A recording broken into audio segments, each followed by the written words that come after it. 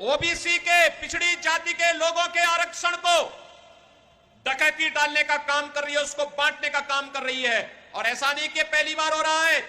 याद करिए, जब कांग्रेस नेतृत्व की यूपीए सरकार थी और सपा और बसपा दोनों कांग्रेस नेतृत्व की यूपीए सरकार का समर्थन कर रही थी, उस समय क्या आलम था?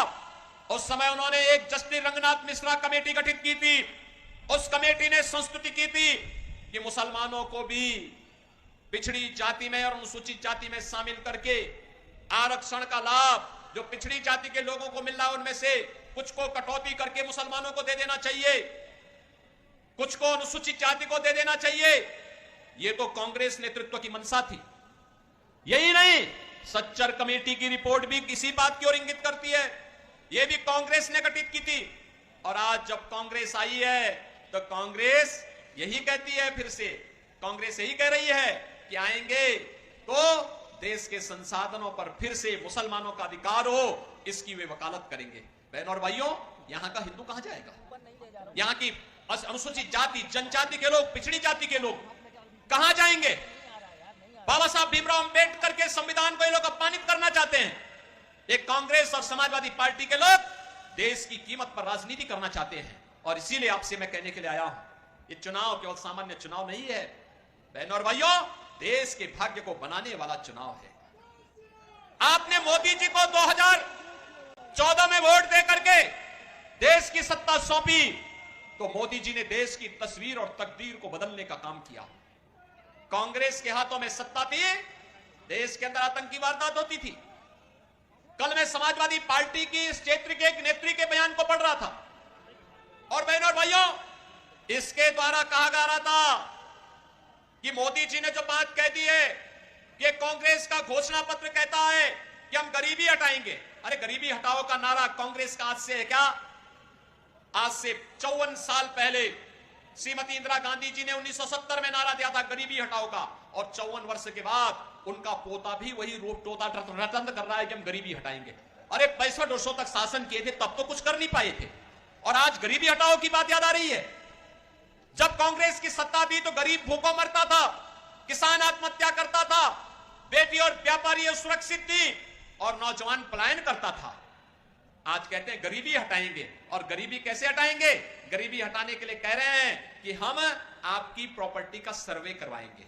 यानी आपके बाप दादों ने, आपके माँ बाप ने अगर कोई मकान एक शहर में बना दिया, एक गांव में बना दिया, आपके परिवार में 5 लोग हैं और 2 कमरों में रह सकते हैं, 4 कमरे हैं, तो 2 कमरे को ये लोग कांग्रेस और सपा के लोग हड़पने का कार्य करेंगे, हम सर्वे करा देंगे। अरे मेहनत करेगा हमारा आदमी, और हड़पने के लिए फिर एक कांग्रेस और सपा के गुंडों को आप छूट देंगे कि वे आपकी संपत्ति को हड़पने का काम करेंगे?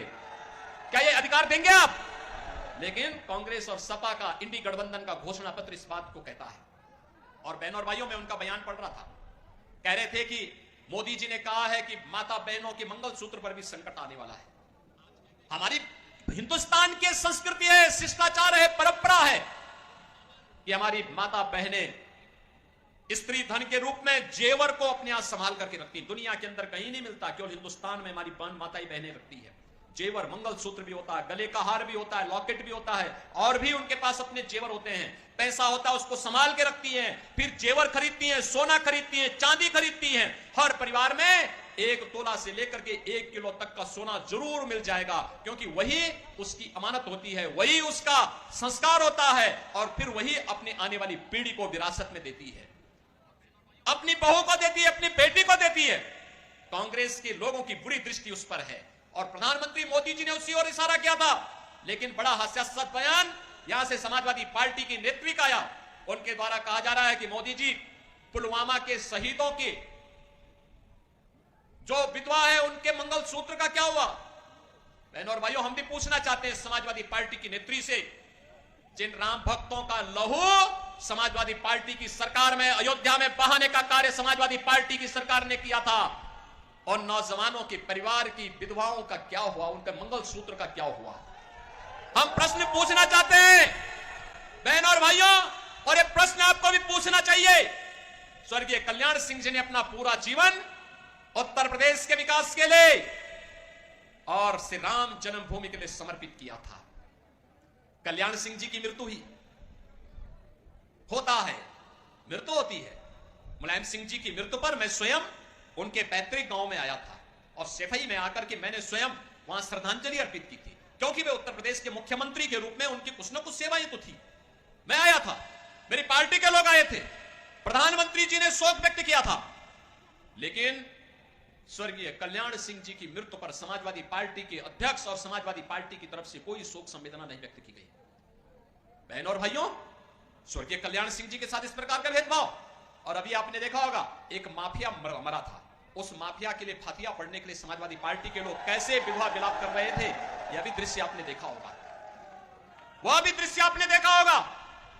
क्या उत्तर प्रदेश में इन माफियाओं को इसी प्रकार से जैसे सपा की सरकार के समय में ये लोग व्यापारियों पर कहर बरपाते थे, बेटी की सुरक्षा में सेंध लगाने का कार्य करते थे, क्या इस प्रकार की छूट मिलनी चाहिए? क्या मिलनी चाहिए? क्या नौजवानों के साथ खिलवाड़ करने की छूट मिलनी चाहिए क्या?